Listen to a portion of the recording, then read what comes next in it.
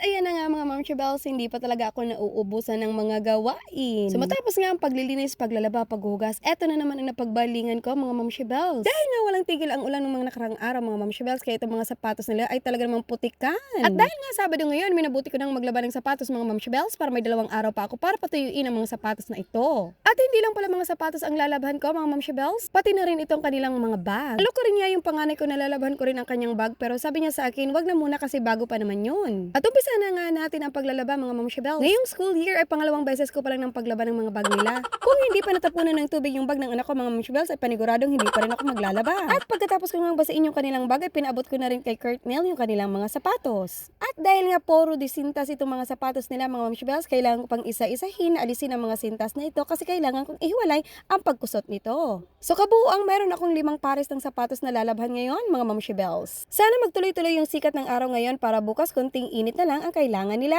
At ayun na nga patuloy pa rin ako sa pagtatanggal ng mga sintas na ito mga Momshi Bells. Bago ko nga napagpasya na labahan ang mga ito mga Momshi Bells, iniisip ko na ida-dry clean ko lang sana ang mga ito. Dahil nga hindi ko matansya ang panahon, baka abutin tayo ng 1 linggo sa pagpapatuyo ng mga sapatos na ito. Pero sa tingin ko hindi kakayanin mga Momshi Bells dahil hindi lang basta-basta dumi ang nandito sa kanilang mga sapatos, kundi talagang mga putik. So kailangan talagang mahugasan ang mga sapatos. Inuna ko na palang sabunin itong mga bag mga Momshi Bells kasi hindi naman ito madudumi. Itong bag na sinasabon kong ito ay bag yan ni Kurt. Second hand na yan mga Momshi Bells, pero dahil sa magandang klase naman ang bag ay binili ko na. At ito naman yung bag ni Mark Nell. Si Mark Nell ay sa tingin ko ay nakatatlong bag na yan. Pero itong bag na to ay galing to sa kanyang Kuya Chanel. At dahil nga merong bag na bago si Kuya Chanel, kaya itong pinaglumaan niya ay binigay ko na rin kay Mark Nell. Kasi naman mga Momshi Bells, yung lumang bag ni Mark Nell ay may sira na sa may zipper. At again, maraming salamat sa kanyang tita na nagbigay sa kanya ng panibagong bag. Actually, yung bag na yun ay birthday gift sana sa kanya ng tita niya. Pero dahil hindi naman makauwi ang tita niya, kaya sabi niya sa Pasko na lang. Sa tingin ko nakatipid na naman doon ang aking kapatid mga Momshi Bells dahil isa na lang yung nagregalo niya ng birthday pati na rin yung Christmas. But anyway, a big thanks to you, my little sister Frances Ella Liza. Dahil kung wala ka, siguradong hindi ko naman kayang bilhin pa yan sa kanya ngayon. Matagal niya na rin kasing hinihingi yun mga Momshi Bells sa simula pa lang ng school year na ito ay yun na talaga ang gustong bag na ipabili niya. At dahil nga medyo pricey mga Momshi Bells kaya hindi ko pa sa kanya kayang bilhin. At nagkaroon siya ng pagkakataon para hingin niyo sa kanyang tita nung mag-birthday siya.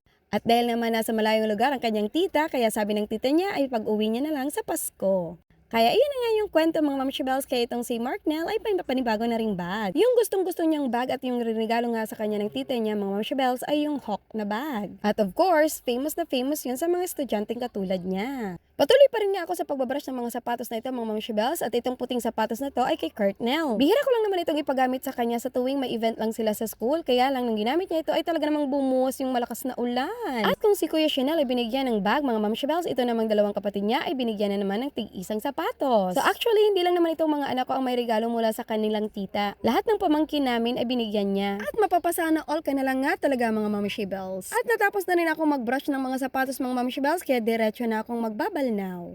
Kailangan natin itong madaliin mga Momshi Bells habang nandiyan pa si Haring Araw. Dahil kung hindi ito matuyo ngayon, hanggang bukas mga Momshi Bells ay tiyak wala silang gagamitin. At syempre, need rin nating labahan yung mga sintas ng mga sapatos na ito kasi nga, madudumi na rin ito. At hindi naman pwede Momshi Bells na naglaba ka ng sapatos pero iniwan mo yung sintas. Ano yon? Pinagpatuloy ko na nga yung pagbalnaw ng mga sapatos na ito mga Momshi Bells dahil medyo may karamihan nga naman talaga. 2 beses ko lang nga pala binalnawan ang mga ito.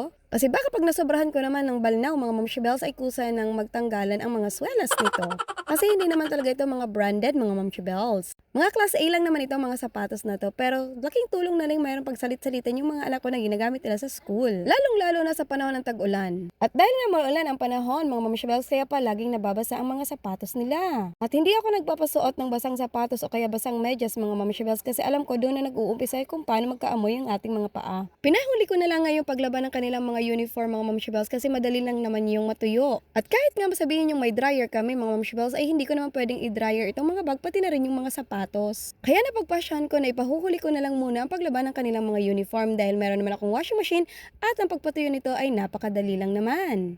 Mas importanteng masinaga ng araw itong mga bag at sapatos dahil kung hindi ay wala silang gagamitin sa Lunes. Buong weekdays ay pagod na nga tayo mga Mashibel sa pag-aasikaso nila at pagising ng maaga. At pagsapit naman ng Sabado at Linggo, kailangan rin nating linisin kung ano man yung mga bagay na gagamitin nila pagbalik nila sa eskwela. At hindi lang nga dyan natatapos mga Mashibels, kailangan rin nating i-check yung kanilang mga notebook kasi baka may mga homework silang kailangan gawin. Hindi ko talaga lubos maisip kung paano ko nagagawa nga ang lahat ng iyon mga Mashibels. Patuloy pa rin niya ako sa pagsasampay ng mga sapatos na ito mga Mashibels at inipit ko na lang sila sa clip hanger.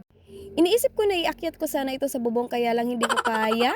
Kaya pinagpatuloy ko na lang ang pagsipit nito dito sa mga clip hanger. Isisiksi ko pa sana itong isang pares ng sapatos sa clip hanger mga Mashibels kaya lang napansin ko na mukhang bibigay na ang clip hanger. Kaya naghanap na lang ako ng panibago. At sa tansya ko ay matutuyo naman itong mga sapatos nito hanggang bukas. Hahanapan ko na lang sila ng pwesto kung saan tirik na tirik yung haring araw. At dahil pagod na rin ako mga Mashibels, siguro bukas na rin ako maglalaban ng kanilang mga uniform. Kasi nga magvo-voice over pa ako mga Mashibels at magla-live pa ako kaya sa tingin ko bukas na lang talaga ang paglaban ng kanilang mga uniform. At sana lang nga mga Mashibels ay makaya ng powers ko na ma-unlock tayo ng 60k minute view within 2 months. At syempre nagpapasalamat tayo sa mga bumabalik at nanonood ng ating mga video. Pati na rin sa tuwing nagla-live ako mga Mashibels, salamat sa panunood. Sana patuloy niyong suportahan ang Mashibels nyo. So, hanggang dito na lang muli itong ating mini vlog. Salamat sa panonood. Yun lang.